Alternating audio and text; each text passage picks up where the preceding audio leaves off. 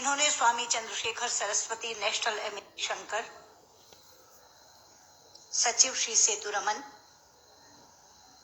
आज ही इसी मंच पर पुरस्कृत हुए स्वामी तेजोमयानंद जी, श्री अमिताभ बच्चन जी, श्री सेम पेट्रोदा जी और इस गरिमामय समारोह में उपस्थित मेरे बहुत ही स्नेही भाइयों और बहनों,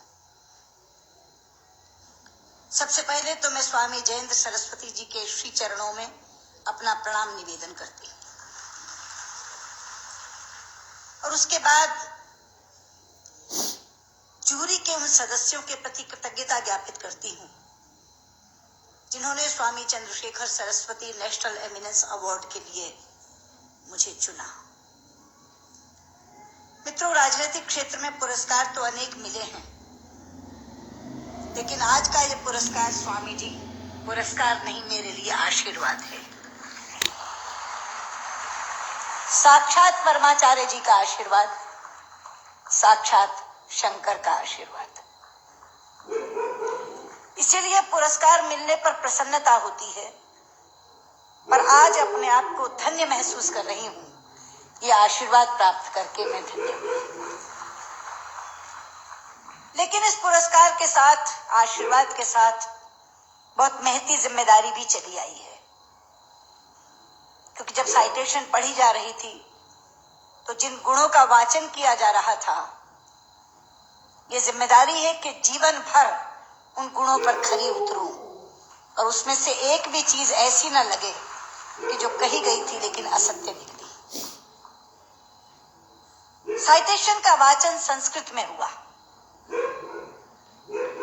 शंकर जी, संस्कृत के प्रति आपकी निष्ठा और अनुराग देखकर मेरा मन बहुत प्रफुल्लित हुआ है, क्योंकि शायद कम लोगों को यहां ये मालूम हो कि संस्कृत विश्व की सबसे वैज्ञानिक भाषा है। सेम पेट्रोदा यहां बैठे हैं, वो साक्षी होंगे इस बात के कि जब दुनिया में टॉकिंग कंप्यूटर बनाने की बात चली तो प्रश्न उठा कि कौन सी भाषा उसके लिए चुनी जाए, क्योंकि कंप्यूटर का अपना कोई विवेक नहीं होता। जो आप बोलते हैं वही वो लिखता है और जो लिखा जाता, दिया जाता है, उसी को वो पढ़ता है। इसलिए भाषा व्याकरण की दृष्टि से भी वैज्ञानिक होनी चाहिए और ध्वनि की दृष्टि से भी। जो बोला जाए वही वो पढ़े। आज गर्व से माथा ऊंचा करके कह सकती हूं कि विश्व की तमाम भाषाओं की समीक्षा करने के बाद जिस भाषा को सर्वथा उपयुक्त पाया गया कंप्यूटर के लिए, वो संस्कृत है। क्योंकि जैसे अंग्रेजी में NO नो भी नो है और KNOW भी नो है। अब अगर आप कंप्यूटर को बोलें आई नो दिस, तो लिखेगा INO नो दिस, कोई अर्थ ही नहीं निकलेगा उसका। कहीं T साइलेंट हो जाता है तो कहीं E साइलेंट हो जाता है। बोलते हैं, लिखते हैं एंटरप्रेन्योर, बोलते हैं एंटरप्रेन्योर। वो विवेकहीन कंप्यूटर कैसे देखेगा इसको? लेकिन संस्कृत में जो बोला जाता है वही लिखा जाता है। यहां तक कि छोटी ई और छोटे ऊ की मात्रा की ध्वनियां भी अलग है। इति, यदि आपने छोटा बोला तो इति, लेकिन दही, बड़ी की मात्रा बोला तो दही। तो जो बोलेंगे वो लिखेगा, जो लिखेगा वही पढ़ेगा। लेकिन केवल ध्वनि की बात नहीं, मैं संस्कृत की वैज्ञानिकता के दो उदाहरण आपको देना चाहूंगी।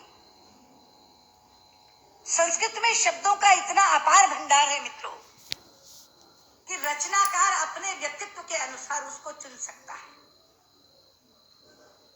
एक प्रसंग है रामायण का कि जिस समय भगवान श्री राम लंकेश पर विजय प्राप्त करने के लिए लंका जाते हैं तो भगवान शंकर की आराधना करते हैं। वो स्तुति जिसमें करते हैं वो रामचरितमानस में रुद्राष्टकम के नाम से समाविष्ट किया गया है। रुद्राष्टकम के शब्द हैं, नमामि शमीशान निर्वाण रूपम विभुम व्यापकम ब्रह्म वेद स्वरूपम निजम निर्गुणम निर्विकल्पम निरीहम सर्वासम भजे। लेकिन उसी समय श्री राम पर विजय प्राप्त करने के लिए रावण ने भी आराधना की थी, स्तुति की थी, और उसने अपना स्तोत्र स्वयं रचा था, जो शिव तांडव स्तोत्र के नाम से प्रसिद्ध है।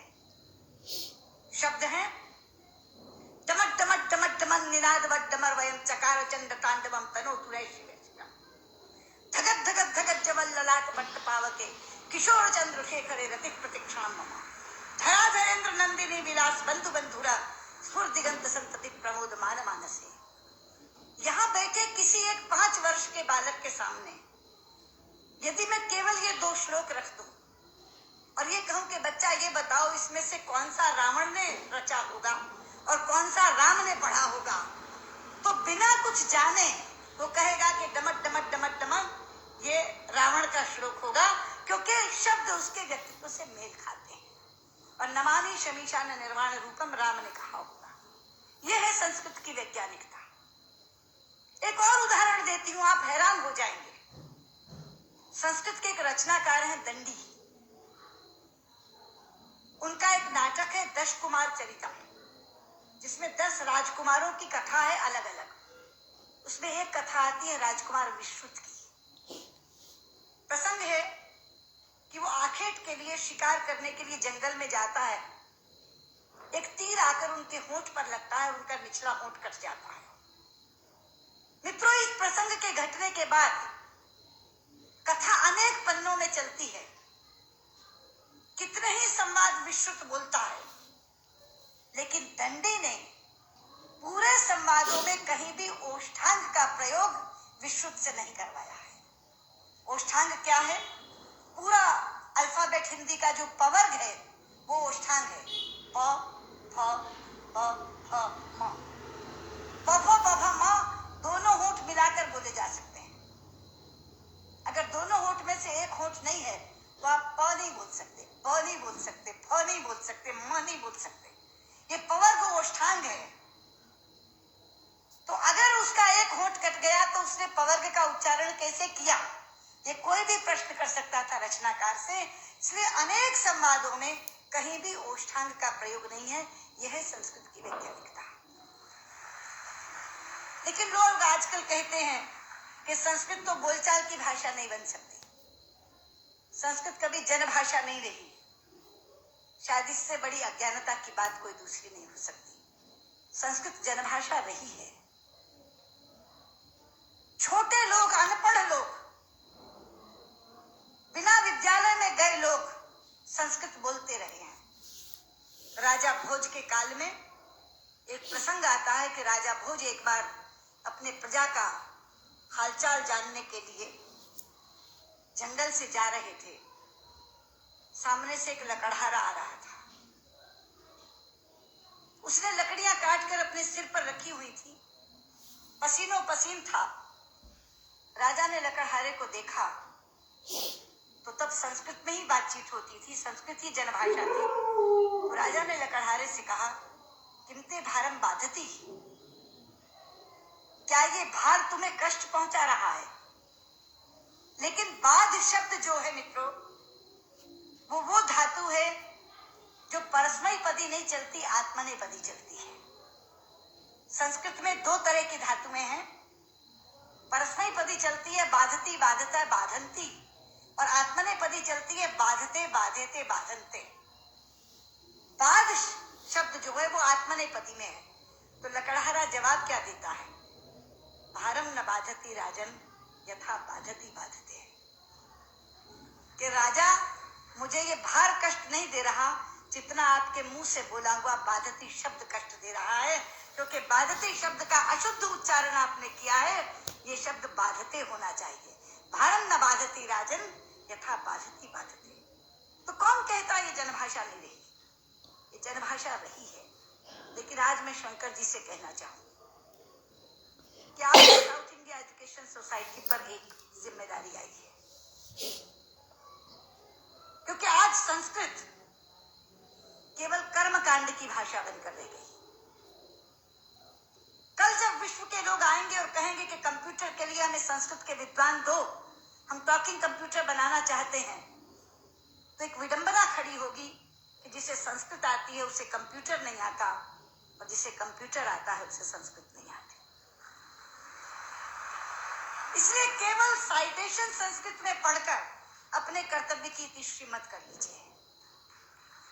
साउथ इंडिया एजुकेशन सोसाइटी का ये फर्ज बनता है, ये कर्तव्य बनता है कि वो ऐसे लोग पैदा करे जो संस्कृत और कंप्यूटर दोनों के परम विद्वान बने, और उस समय जब हमारे सामने ये बोध आकर के खड़ा हो, ये विषय आकर के खड़ा हो कि टॉकिंग कंप्यूटर के लिए संस्कृत के विद्वान चाहिए, तो साउथ इंडिया एजुकेशन सोसाइटी कहे ये लीजिए हम देते हैं जो संस्कृत के भी ज्ञाता हैं और कंप्यूटर के भी ज्ञाता हैं। क्योंकि अथाह भंडार भरा पड़ा है हमारे ज्ञान का, हमारे शास्त्र, हमारे उपनिषद, हमारे ग्रंथ, और उन ग्रंथों की सोच लोगों तक पहुंची नहीं। आज अभी शंकर जी अपने प्रारंभिक वक्तव्य में कह रहे थे उदार चरिता नाम वसुधैव कुटुंबकम। ये संस्कृत जानने वाले की सोच है। संस्कृत बोलने वाला पूरी पृथ्वी को परिवार मानता है, वसुधैव कुटुंबकम। संस्कृत बोलने वाला पृथ्वी को परिवार मानता है, और अंग्रेजी बोलने वाला विश्व को बाजार मानता है। और ये सोच का अंतर है, क्योंकि परिवार में प्यार होता है मित्रों, बाजार में व्यापार होता है, केवल व्यापार, शुद्ध व्यापार। लेकिन ये कौन बताएगा लोगों को कि भारतीय संस्कृति में पूरी पृथ्वी को, पूरी वसुधा को कुटुंब मानने की भावना है।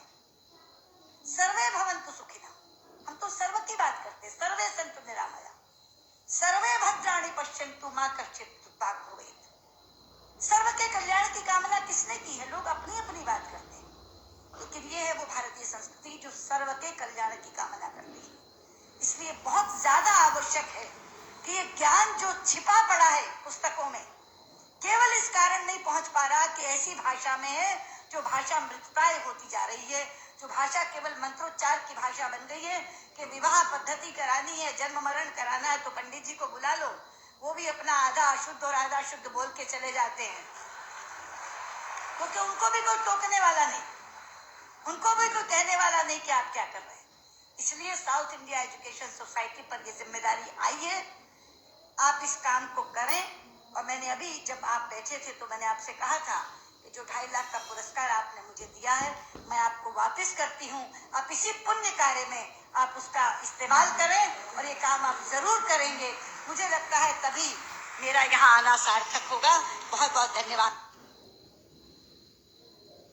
शंकर,